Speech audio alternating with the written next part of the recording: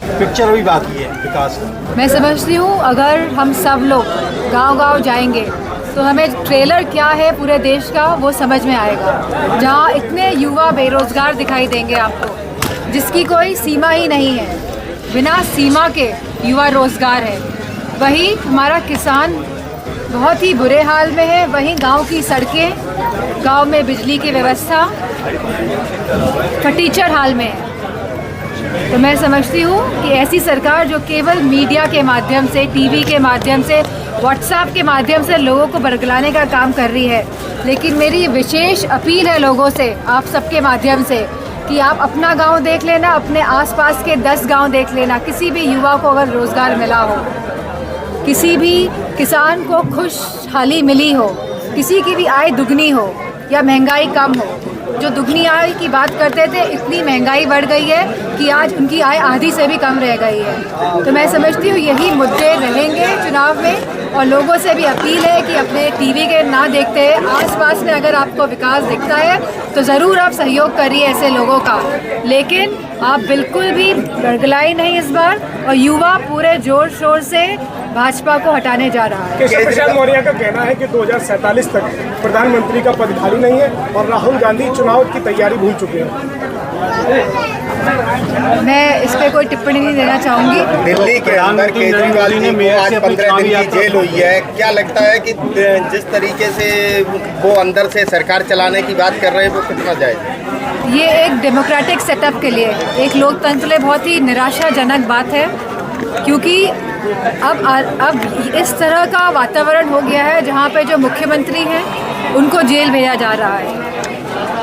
लगातार ये दूसरे मुख्यमंत्री जेल गए हैं और सीबीआई और ईडी के माध्यम से लोगों को जहाँ सताया जा रहा है और वही वसूली भी की जा रही है। तो एक तरह का भ्रष्टाचार पूरे देश के सामने आया है और लोग अब बहुत अच्छी तरह से इस बात को समझ रहे हैं कि सबसे ज़्यादा भ्रष्टाचार किस पार्टी में है। नरेंद्र मोदी ने कल से चुनाव के चुनाव में उन्होंने कहा है कि भ्रष्टाचार को हम खत्म करना चाहते हैं, लेकिन विपक्ष जो भ्रष्टाचार बढ़ा रहे हैं। अगर आप देखेंगे कि जिस पे भी ईडी और सीबीआई के केसेस होते हैं, वो जब भाजपा में चला जाता है तो ईडी और सीबीआई के केसेस एकदम वाइट वॉश हो जाते हैं, कोई केस नहीं बचता है।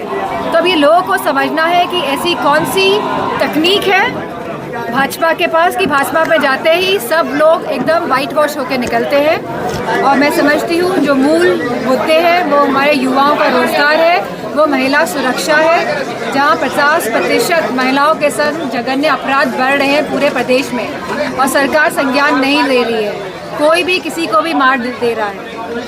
मोदी जी के नाम से इस बार लोकसभा चुनाव भाजपा लड़ने जा रही है। लोग कहते हैं मोदी जी की गारंटी पे लोगों पर विश्वास है। मैं समझती हूँ जो बात कही गई थी कि 100 दिन के अंदर 2014 में कि 100 दिन के अंदर विकास की गंगा बहा देंगे, ऐसा कोई काम हुआ नहीं है। जहाँ युवाओं की बात करी गई थी, रोजगार 2 करोड़ रोजगार प्रति वर्ष युवाओं को मिलेगा, आज वो रोजगार कहाँ है? जहाँ आप बात कर रहे थे कि किसान की आय दुगनी हो जाएगी, महंगाई के चलते एमएसपी जो नहीं मिल रही है, जो खाद, जो डीएपी जो महंगी हो रही है, लगातार किसानों की आय घट रही है। और अगर आप उत्तर प्रदेश में आएंगे तो इतने आवारा पशु आपको नज़र आएंगे सड़कों में, शाम के टाइम समय खेतों के अंदर, कि आप जिसकी कल्पना नहीं कर सकते हैं किसान कैसे अपना खेत बचा रहा है। इस बार आप चुनाव भाजपा के नीतियों पे जाएंगे या अपनी उपलब्धियों को गिना के? समाजवादी विचारधारा के साथ चलेंगे, अपनी नीतियों को बढ़ाएंगे आगे, और साथ में जो भाजपा जो सपने दिखाए थे और जो पूरी तरह विफल रही है भाजपा सरकार, उस पर भी चुनाव लड़ा जाएगा। Thank you.